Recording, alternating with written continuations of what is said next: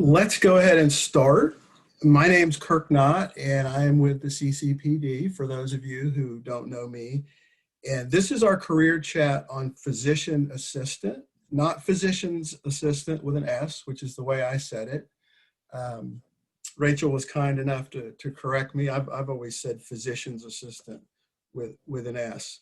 So I've already learned something, but we are very fortunate to have two center alums who are in the field. And who we have today, we have Rachel Weaver. She's a physician assistant, and she is in cardiothoracic surgery at Baptist Health. And then we also have Katherine Kersey, and she's a physician assistant at Ephraim McDowell in the urology department. So what we're going to do, each of them are going to talk a little bit about their career path, their career trajectory, and key advice they have for getting into the field, as well as preparing for the field. And then after that, we are going to open it up for question and answer. And so you guys will have a chance to ask specific questions to them as well. And we decided, first of all, thank you both for being here. And I think Katherine is going to kick us off. All right. So as Kirk said, I'm Katherine. I'm a physician assistant right here in Danville. I work at Ephraim Urology, so just right down the road.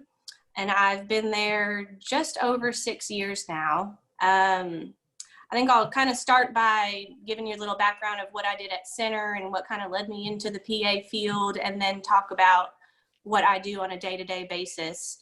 So I graduated Center in 2010, and I did not really learn about the PA field until towards the end of my junior year. It just wasn't as well, it wasn't known about as much at that point, or at least I hadn't heard about it.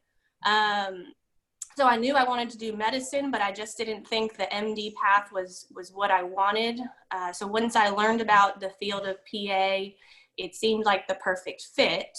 At Center, I majored in biology and minored in Spanish.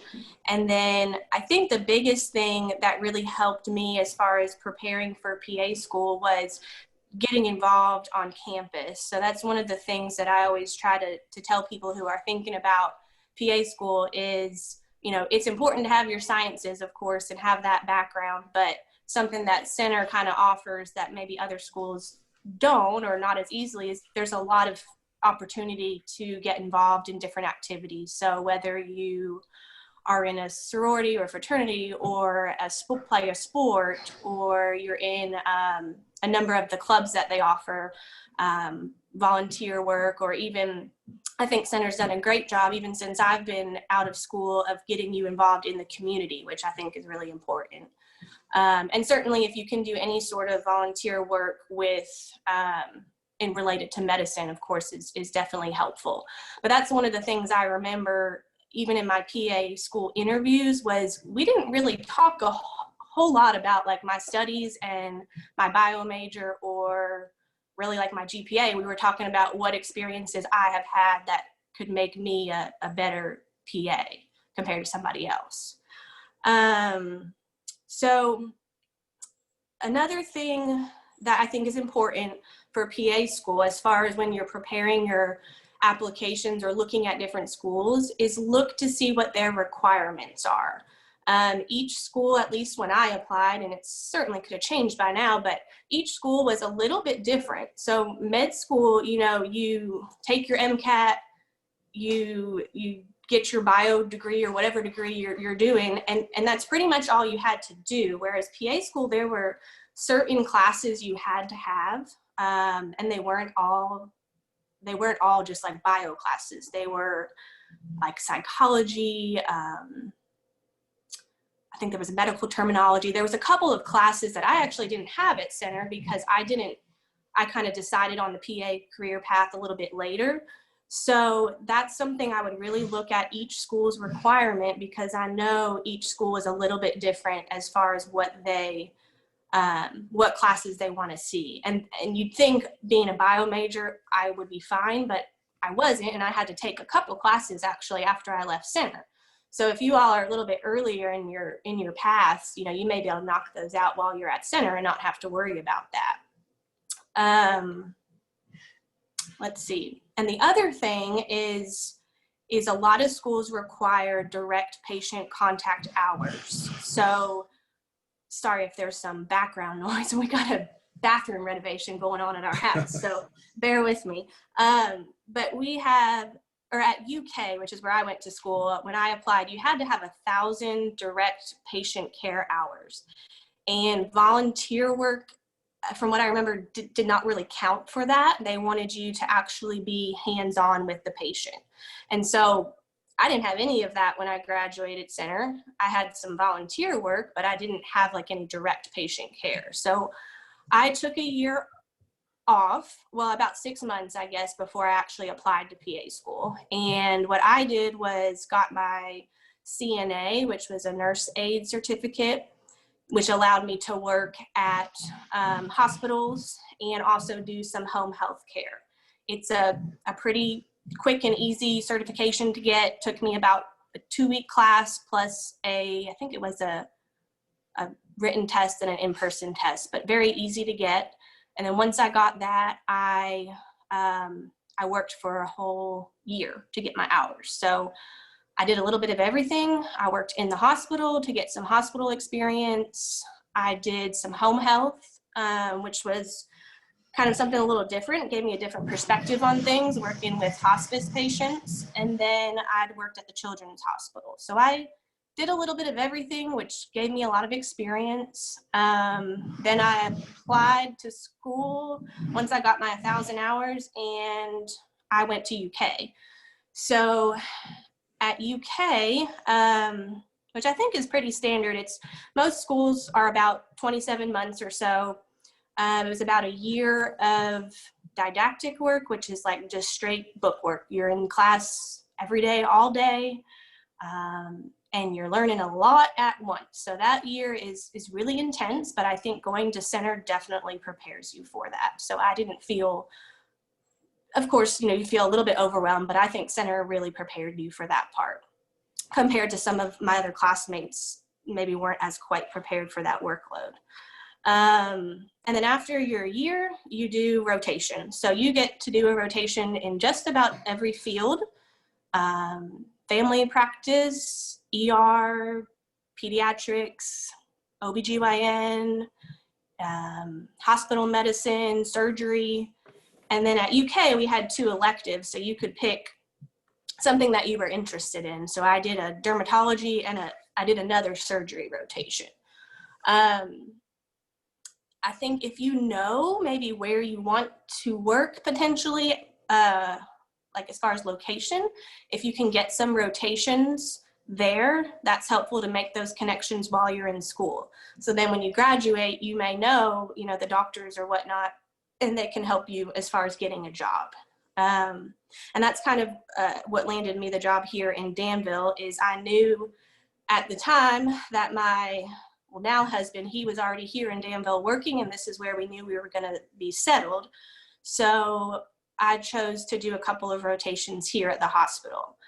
And so while I was here, I met the urologist that I work with now, and it was kind of random. I just spent one day with him, and he happened to be looking to hire a PA, and I was graduating shortly after that. So that's how just that one day of spending with him is kind of how I found out about the job.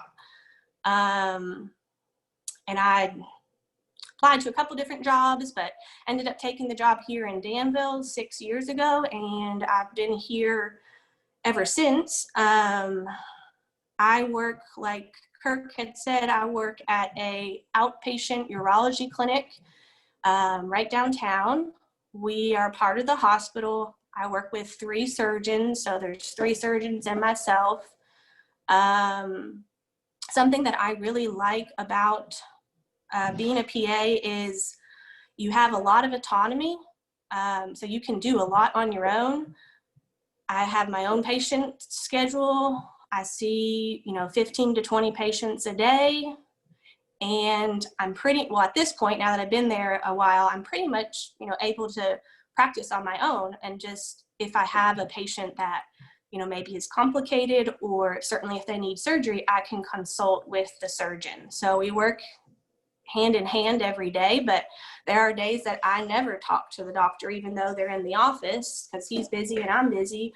And then, there are days where I may be talking to him about a couple patients.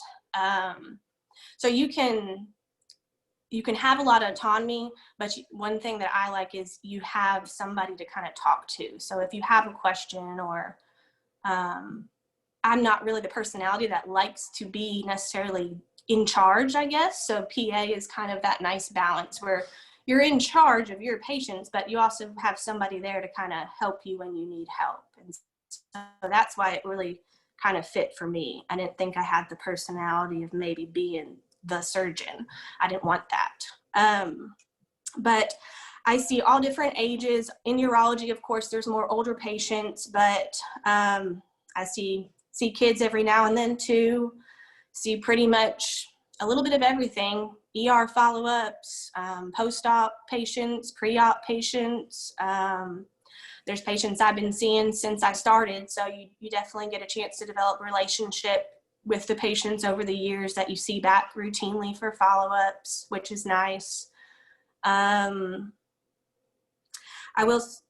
I guess, like, when you first get out of PA school, you know a lot, but you don't know a lot. And there's a lot to learn because you've only been in school 2 years. And that's not a lot of time to learn medicine. It's obviously a lot less than what an MD goes through. So those first, I would say, at least for me, was probably about a good 6 months before I really felt comfortable. Or maybe even the first year. There were days where I thought, man, I don't know if I know enough to be doing this. But, the more the more patients you see learning from a book is one thing, but actually seeing the patient is a totally different thing. So at least for me, I spent about 6 months working side by side with the doctor. And then once we both were comfortable, he was comfortable with me and I felt comfortable, then I, got my own schedule and all of that. So that's something, if you go into, I think, any field, you'll have that little training period. So I've stayed in urology. Like I said, I've been there 6 years. But one nice thing, I haven't done this, but you can change. Like, if you get into urology and you don't like it, or you just want something different, in a couple of years, you can apply to be an ER PA or a dermatology PA or a surgery PA, like Rachel is. So you can change jobs, which is, when I went into PA, is one reason why I went into it. I actually haven't done that like I thought I maybe would, but I definitely have had a lot of colleagues that have done that have worked, in the ER and then decided they wanted a family. And so now they work in family medicine because it's better hours. So there's a lot of opportunity to work in different fields, and you don't have to go back to get any additional schooling for that, which is nice. You just train on the job. And then I guess I'll just kind of touch on, why I like being a PA.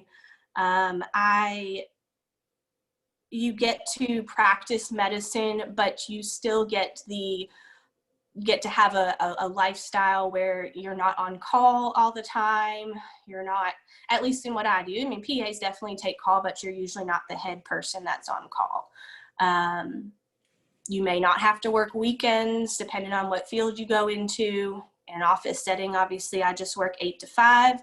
When I come home, I can be a mom, which is something that was important to me. And I think I hear that from a lot of PAs, is they can practice medicine, they can do what they love, but then they also can, not be missing whatever's going on in their family life. So that's kind of probably the thing that I like the most, is I get to do what I always wanted to do and practice medicine, but I also get to have a life outside of medicine, which, I mean, my doctors, I respect them, but they work a lot, and they work a lot of hours, way more than I do. So I like having that bit of balance. I think I've kind of touched on just about anything or everything I had thought of last night when I was kind of thinking about what to tell you all. I'm local, I'm right here. I've had several center students shadow me in the past. Of course, right now we can't do anything like that, but down the road, if you all are at center next year and hopefully things are a lot better and a lot more normal, I'm happy to take students to shadow, whether it's for a day or several days. I've had people just come for a couple hours. I've had people come like once a week for several weeks or every day for a week. So if you all ever have any questions or need shadowing hours, I am happy to do that for you. I think that's probably all I have right now. Thank you, Katherine. Rachel, you're up. Good deal. So my name's Rachel Weaver. I graduated from Center in 2012. I was a biology major and a religion minor, although I will say, sorry, my cat is trying to be in this video. You can major in whatever you want. As long as you finish the prereqs, we had people from everywhere. My path to PA school wasn't as direct, I guess you should say. I started out pre-med at Center, had never heard of PAs or didn't know anything about them. Started out pre-med, and I guess what happened was I kind of lost confidence in my ability to get into PA school, and I wasn't really encouraged by the pre-med advisor at Center at the time, who I think is different now. And that just led me down kind of a path of like, well, do I, if I'm not really 100% set on med school, should I go through all of that MCAT and everything else like that? So I switched to the bio major. I was B&B at the time. And so after Center, I was recruited to work at Alltech Biotechnology, which is a company in Nicholasville. And I worked in quality control. So I worked there for several years. It is very much like the corporate, multiple locations. I was flying all over the place. Got to do some pretty cool stuff, but it became pretty apparent my first few months that I was there that I wasn't really getting a lot of fulfillment out of the job. I mean, I was, doing all the right things and climbing the corporate ladder, but it just wasn't fulfilling because I didn't feel like the 40 hours a week that I was spending were making any difference in other people's lives. And like I said, I always kind of had an interest in medicine, but just the MD thing wasn't right for me. So I ran into one of my sorority sisters who had just recently graduated from PA school. And she was like, this is what you got to do. She told me all about it. She was like, this is what you need to do. Because she had been very familiar with my experience at Center. So looked into what it was. And like Katherine said, Center didn't offer some of the prerequisites. So I knew there was going to be some work that I had to do. So I looked at it. I needed medical terminology, which Center didn't offer at the time. I had taken anatomy and physiology at Center, but UK didn't take Center's anatomy and physiology. So there were a few classes that I needed, and then of course the patient contact hours, because when I was in college, during the summers I worked at a daycare. I didn't work at doing anything patient contact because med school didn't need it. So I thought, whatever. So I made the decision to quit my job at Alltech and got started on the prereqs and patient contact hours. I also got my CNA, but I also started working as an ophthalmology technician, which I found to be much better medical experience for PA school because I was taking in patients, taking their history, writing down their med lists, doing a quick eye exam on them. And I also did some imaging studies and different things like that. I prepped people. I worked for Retina Associates of Kentucky, where they do intraocular injections. So I was prepping people's eyes for injections, things like that. And I did that for a little while. I did the CNA thing as well, which was nice to like have face-to-face with patients and learn how to talk to them and things like that. But, there's a lot of different patient contact hours you can get. You can do ENT, you can do Some places will take medical scribe. You just have to check on that. Emergency room technicians, but I highly recommend ophthalmology because you would not believe the number of systemic, illnesses that show up in the eye: high blood pressure, glaucoma, diabetes, things like that. So I learned a lot about medicine just from the eye itself. So I highly recommend that. And it's a nice job because it's 8 to 5, Monday through Friday. So there was no crazy 12-hour shifts and things like that. So I always tell people, go for ophthalmology. It's really fascinating. So I did that and finished my prereqs. And I was only looking at UK at the time because we're established in Wilmore. My husband and I live here. So there are 2 other schools in Kentucky, Sullivan and University of the Cumberlands is a brand new program, accredited program. Like Katherine, I didn't feel like PA school was that difficult. I felt like center prepared me very, very well for the workload. In fact, I remember at times saying that I was bored because I just, I had experienced so much hardship at center, I guess you should say, that I didn't feel like UK's workload was near the level that it was at center. In fact, even though they tell you probably shouldn't work during PA school, I probably could have worked my first semester and done a couple days a week, and that probably would have been fine. They like you to not work so that you can focus completely on school. So you have the 1.5 years of didactic and then clinical rotations, which mine were derailed by COVID, just like, schools were canceled and everything. A couple of my rotations were canceled and I had to do online stuff instead, which was not a quality experience by any stretch. But they were trying to get us to graduate on time, that kind of thing. You guys know the struggles because it's just crazy. But so when we got out, a lot of my classmates have had a lot of difficulty getting jobs, especially in Lexington, because Lexington is oversaturated for the PA market, just because of having a school there. A lot of people are from there and want to live and work there too. A lot of my classmates ended up doing residency programs, which is not mandatory, but it became a very convenient option for a lot of my classmates, because what it is 1 year of working for about half your salary, but also learning in the process. UK has one. I had a classmate go to Duke. There's several, but it's not mandatory. I was lucky enough, my doctor, who was my ophthalmologist that I worked for, he had some connections at Baptist and was able to get me an interview. I finished the program in June. I interviewed in July. I took my boards in August, and I still haven't started working yet because the credentialing process takes a long, long time. So I should be starting in November.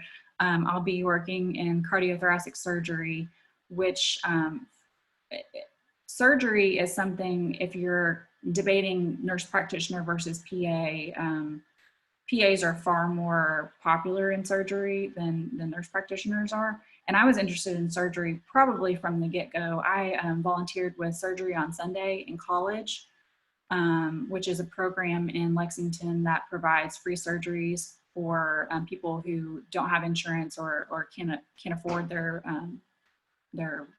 copays and deductibles and all that stuff.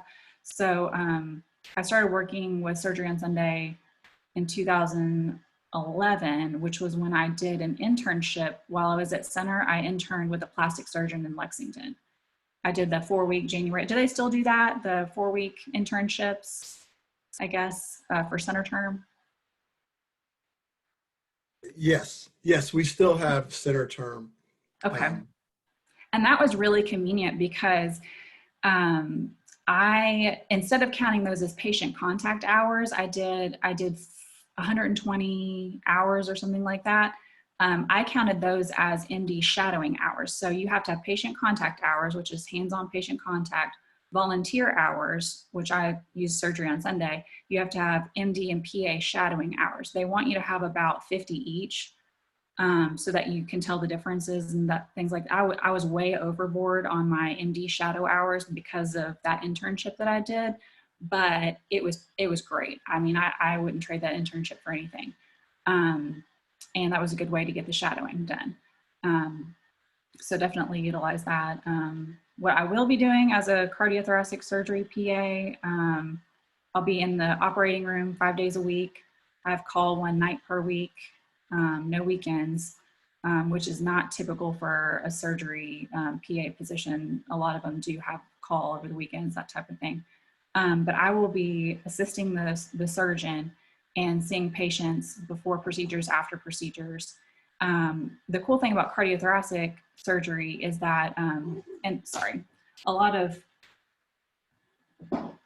of surgery positions, you are first assist. You can open, close, and assist the surgeon.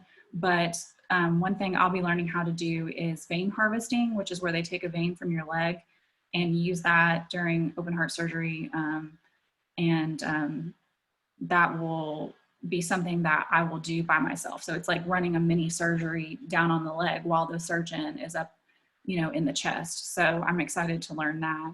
It offers like a little bit more autonomy, that kind of thing. So there's many, many different things you can do as a PA.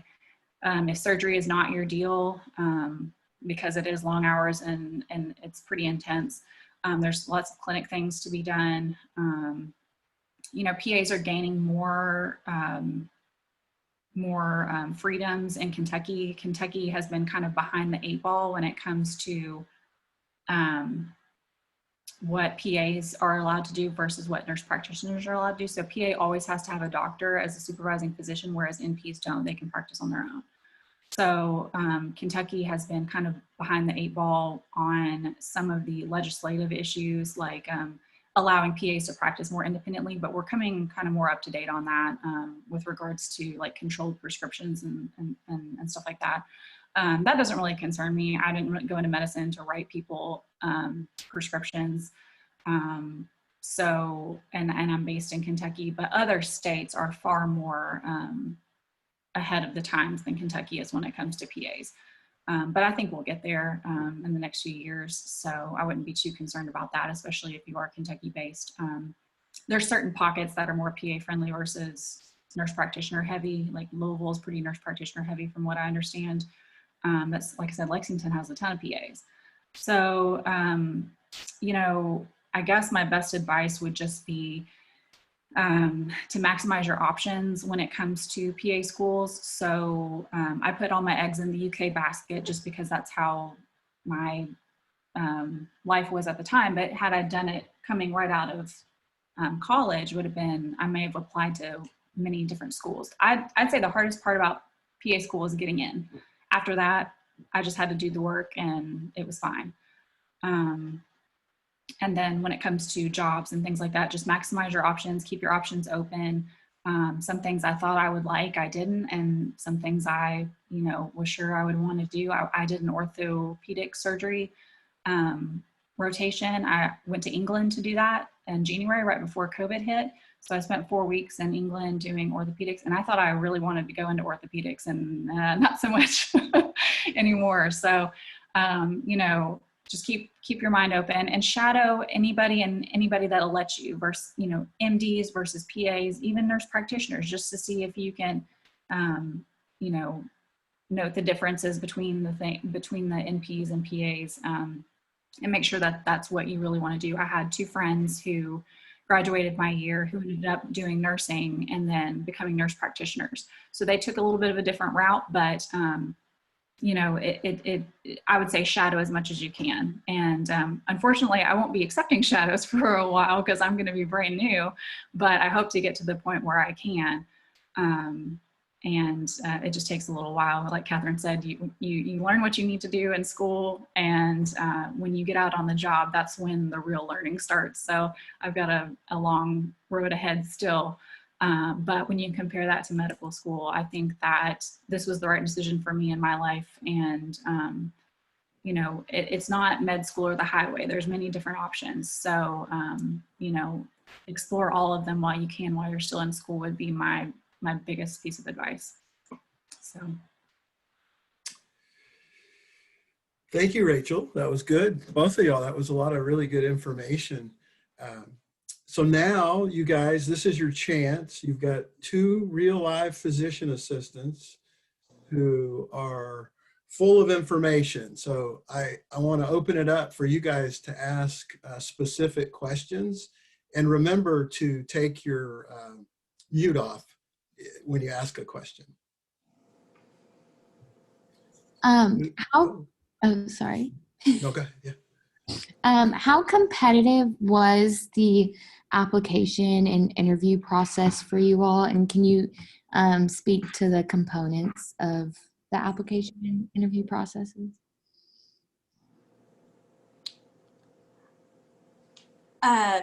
Rachel's a little bit closer to that than I am. I can touch a little bit, but then Rachel, you might have a little bit more to offer just where you just graduated. But as far as I can remember, for the application process, there's like a hub, I think, and so like there's a general application that goes to all of the schools that you want to apply to, and you fill it out online. And I think you had to write a personal statement, if I remember, kind of why you wanted to go into PA school and kind of sell yourself. And I think that was pretty standard for all of the schools. And then I, like Rachel, really wanted to go to UK because I just knew that we were going to be living in this area, Lexington or Danville or somewhere around here. I applied to several schools, but I actually only, once I got into UK, I ended up needing to interview at the other places because that application acceptance came in before the others. So the only experience I had was interviewing at UK. It maybe has changed, but it was a very different type of interview. And I've had some friends who've had similar experiences, but the interview was nothing like I really experienced before. We had a one-on-one interview, just like me and somebody else sitting across the table, where he just asked me different questions about what I did, a lot of focus on my extracurricular activities. And it was just, a very easy conversation with him. But the other part of my interview was, it was like, I don't know how to explain it, but it was, we had to do some acting. So there was like doors closed and we had to knock on the door and walk into the room, and there was a patient actor there. And it had nothing to do with medical knowledge at all, because they know you don't have medical knowledge yet. But like the patient, I walked into a room and the pretend patient was crying. And so what they were looking for is, how do you respond to different situations? Like one patient was angry and upset. One was crying and had a death in the family or something. And so they were just looking to see how do you respond, to different situations. I think one patient didn't speak any English. So I had no idea going into that interview day that I was going to have to do anything like that. So it was challenging, and I was a little nervous when I left there, that I was like, oh gosh, I didn't really prepare for that at all. So that was interesting. And then there was like a group interview that they did where there was like 4 other applicants in the room with you, and you had to sell yourself in front of them and basically convince them why you should be accepted instead of them while somebody was grading you. So it was a different experience. Now, Rachel, you can kind of touch, that may have completely changed, but that's not the first time I've heard that. So the interview process was definitely a little surprising for me. I would say so, because that was not, when I went through, that was not at all what we had. So all I had was 2 individual interviews. I had an interview with an administrator, a couple of administrators first, and then my second interview was with a couple of professors. So like 2 and 2. And it was not at all intense like that. There was no acting involved. And I felt pretty good leaving my interview. Like I said before, I think the hardest part about PA school is getting in. It's dotting your I's, crossing your T's. Did you fill out the CASPA, which is the application, the general application that she's talking about?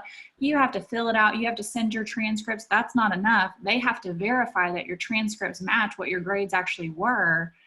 There's all kinds of recommendations. It's getting your ducks in a row. If you can stay organized and get your ducks in a row on time, that's half the battle, really. You know, it was having a good personal statement. It was going above and beyond. You know, UK and different schools will put out what their minimum requirements are, but they will also sometimes publish what their actual applicant averages are. So it used to be that UK required 1,000 patient contact hours. We'll come to find out that the average applicant that got in and was accepted had about 2,300 patient contact hours. So you need to look at not just what the minimums are, but probably take every minimum that you see and double it. If you want to, if your grades aren't that strong, or if your GREs isn't that strong, you know, one thing you can do is always shadow more and always do more volunteer hours and do more patient contact hours. So I would look at your minimums and say, okay, I'm going to double that. You know, because then you know that you are above average. Because that was something that was not really communicated to me. I was like, oh, 1,000 hours, that's 6 months full-time work, just in case you're wondering. 2,300 is closer to a year. So your average applicant had a year's worth of full-time patient contact experience, which you could do between your summers and a little bit after center, and that kind of thing. But I just wish I had known that at the beginning, because I kind of quit my job and thought, oh, I'll just get in on this next cycle, no big deal. Not the case. I realized that there was a lot more work that I was going to have to do, and would have done it sooner if I'd known about it sooner, and blah, blah, blah. You know, hindsight is 2020. But I found the application process to be cumbersome and nerve-wracking, but they have changed the interviews, at least at UK. But I know they have group interviews and different things at other schools. So you want to try to kind of find out what the interview process is like, and that's easily, you can find that out online. It's not like it's, you know, whatever. You can contact recent alums and stuff like that on Instagram and Facebook. They'll answer your questions. It's no big deal, because we've all been on that side of it. You know, when I was at center and when I was working at Alltech, I thought, I'm never going to get in. What am I doing with my life? What's going on? Like, I felt like a sense of uneasiness all the time. Because I just hadn't found what it was that I wanted to do. And now, like, as soon as I was accepted, all those fears went away, because I thought, now I'm on the path. Now I can show people, you know, what it is that I'm meant to do. And it's normal to be on your all side of things and not have a sense of peace. You're just going to be like, you know, so nervous about it. But I guarantee you, you know, at UK at least, they love center graduates. Center kids come in, they perform well, they present themselves well, they're articulate, they don't get scared of having to do hard work. So I would say, you know, just by going through what you're going through right now, you are preparing yourselves for something like PA school and grad school in general. So, yeah. And just a quick note, I hear that over and over in all the career chats, that center students, some of them chuckle about graduate school being easier because center does challenge you and it prepares you well. So good to hear that. Other questions? Yes, I have a question. Oh, sorry. Someone else? Okay. No, go ahead. Just jump in. Okay, so my biggest concern right now is like getting in like shadow work, and like I was like definite about like wanting to go to PA school, but like what advice would you give? Like, should we start CNA certificate now, or like EMT work now to get that out of it, or should we like prioritize volunteer work and like more shadow work, especially me being like a sophomore, like in the beginning years of center? I would say, you know, obviously patient contact hours are the most numerous that you have to have out of all the requirements. I would say, you know, get a job in whatever patient care contact, you know, suits you. And then on your days off, ask for days off to do shadowing, because you'll meet doctors while you're as a CNA or whatever you're doing. Maybe not so much as an EMT, but one thing I did, I got desperate in the end because all I knew were doctors. I didn't know any PAs, and I knew that it was going to look funny that all of my shadowing hours were MD shadow hours and hardly any of them were PA. So I literally started cold calling PAs. I mean, I called up a family practice in Versailles who I knew had a PA. I called them and said, "Do you all take students?" And you cannot let your fear of, getting on the phone and calling these people and just saying, "Hey, like, will you take a student?" The worst they can say is, "No, I can't take a student." I mean, I would have to tell you guys that right now just because I'm brand new and, that kind of thing. But, and then when you shadow someone, who else do you know that allow students to shadow? Because Katherine may know 4 or 5 people in the area who allow students to come.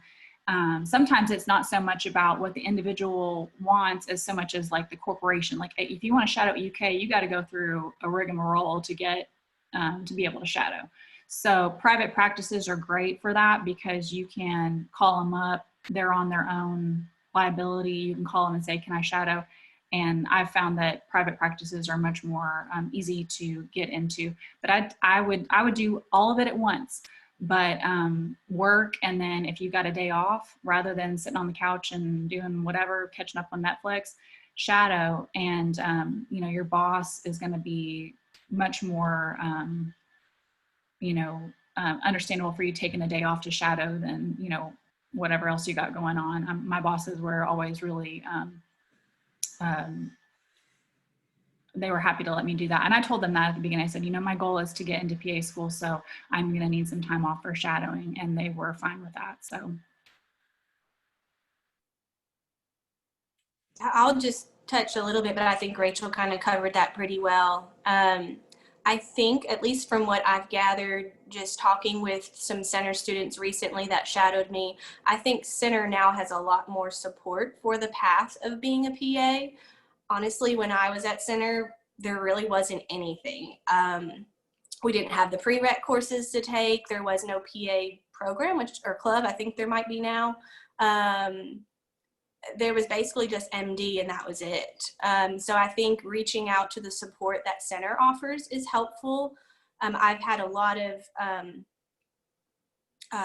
people contact me from center, and I think maybe my name's must be on a list or something that they knew I was local and had went to center. So if you can get in touch with the counselors or whatnot there that have all that information, like Rachel said, I think trying to get some shadowing hours, especially with you being a sophomore or really any age that you are, I think getting those shadowing hours is definitely something that's doable while you're at center if you can find somebody local.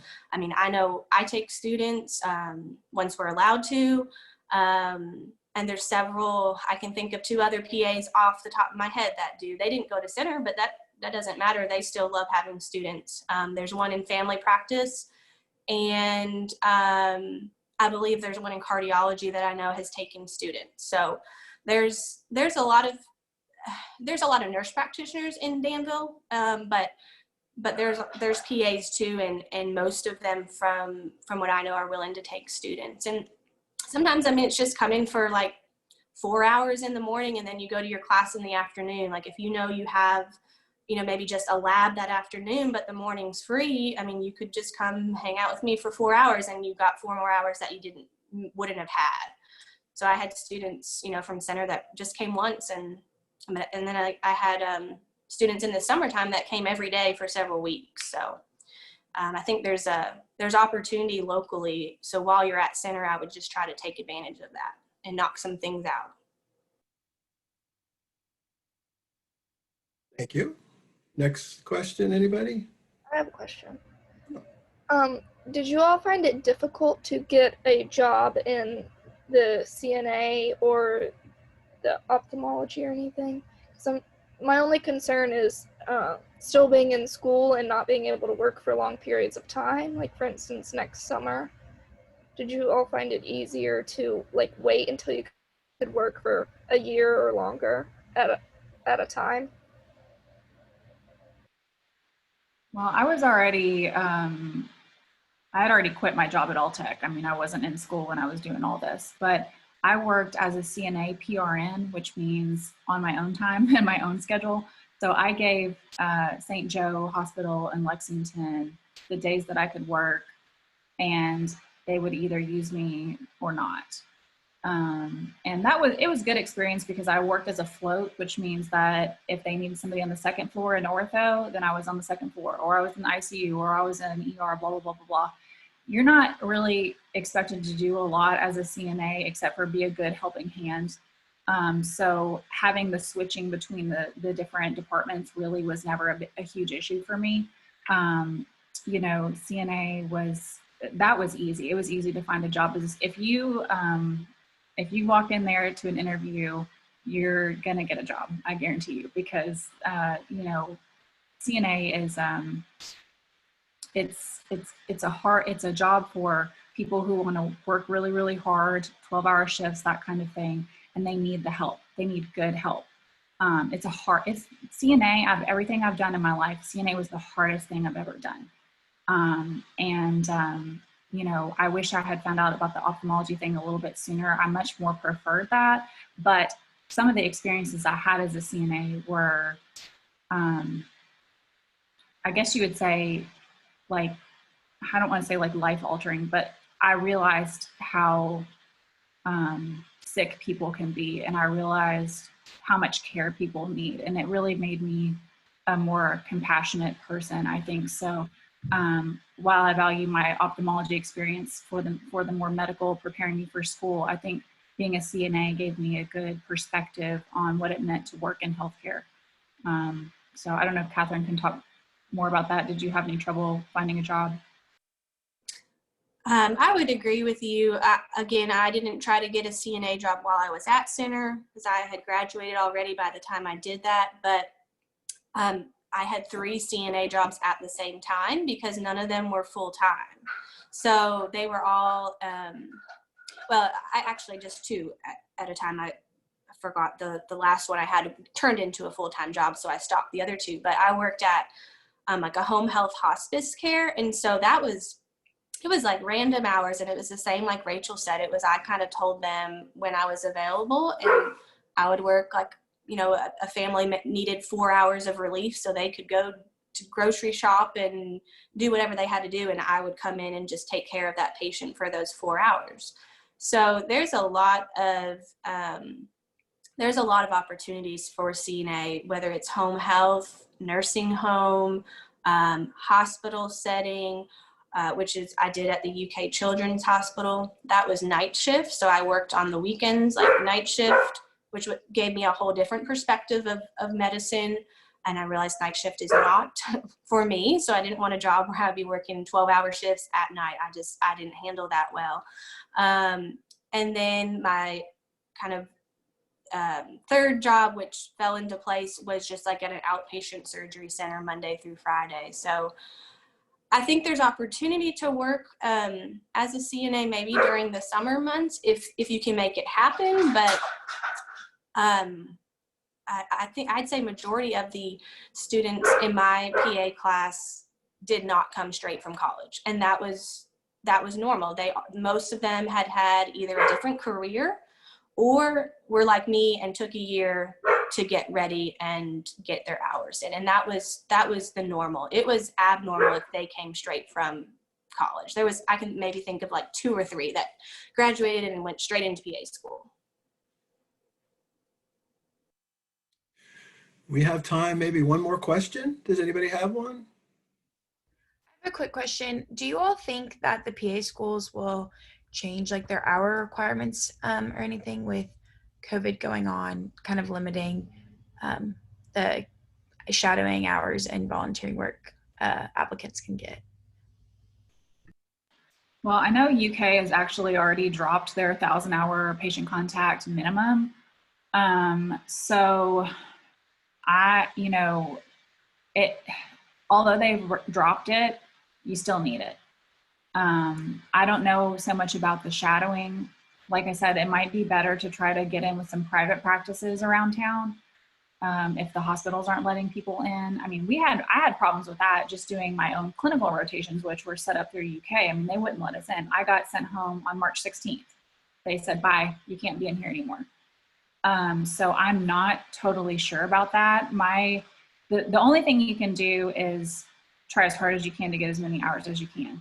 I don't know any more than that. It would be on an individual basis, but I do know that UK dropped the minimum requirement. But I would still say just try to get as many as you can. COVID sucks. Yeah, I don't have much knowledge on that either, but I think probably the best thing would be if you know what schools you're looking at, maybe just call up their admissions directly and say, hey, has any of your requirements changed? And what do you suggest I do to prepare myself given this, crazy time? Because everyone's going to be in the same boat as you. Everyone that's applying at that time will be in a similar situation. So I would guess they'll have either some suggestions or advice, or that they will have to make a little bit of changes to be able to accept people and all. That's what I would suggest, is just call them directly. Okay, I saw one quick question. Hopefully it was in the chat. I kind of overlooked that.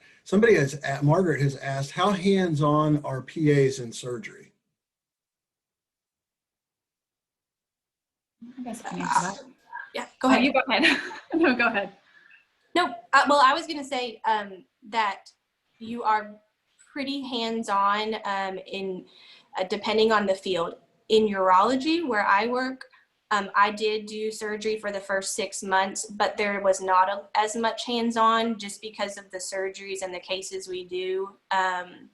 However, I know that is changing for the field of urology, just because there have not been a lot of PAs that work in urology, so it's kind of new. And the urologists are learning how can we incorporate them into surgery. So with like robotic cases, which are big, and Ephraim has a robot now, there's some potential in the future that they would train us to help with that. But in general surgery, cardiothoracic surgery, and I'll let Rachel touch on that, there's a lot of hands-on work. You're the first assist, so you're right there next to the surgeon, opening, closing, suctioning, things like that. But I'll let Rachel touch a little bit more on that. Yeah, it just depends on the field. Like if you can imagine, like it kind of depends on what part of the body you're working on. So if you're working on the eye, there's not a lot of space there. So, one person at a time can work on it. I shadowed an orthopedic surgeon, which I did a rotation orthopedic surgery, which was not similar, but I did a few days with Bluegrass Orthopedics, and one of the surgeons there, the surgeon would come in, start the surgery, the PA would come in, close up, the surgeon would move on to the next operating room, start the surgery, then the PA would finish closing up, and then they would, go back and forth. So that was a lot of autonomy there. And like I said, what I'm going to be doing is running my own little surgery down on the vein, down on the leg in a certain time frame so that the surgeon can get it and put it into the chest. So it just depends. It also depends on your surgeon, because some surgeons are nitpicky and they don't want, they want it to be their work, and they want it to be, done their way. And as you get more trained and as you get more experience, they'll let you do more and more and more. So, it just kind of depends. I'm getting into surgery because I like doing the hands-on stuff. I like the operating room environment. I like the controlled, quietness of it all. I know sometimes it gets crazy, but I just like knowing what's on my schedule for that day and having a job and doing it and that kind of hands-on work. So I would say, it kind of just depends, but you can have as much autonomy, as in cardiothoracic surgery, you can do a lot. But you're never going to be the person in charge of the surgery as a PA. You're never going to be the one calling all the shots. You're there to assist the surgeon and make the surgery go as smooth as possible and anticipate their needs so that the patient has the best experience.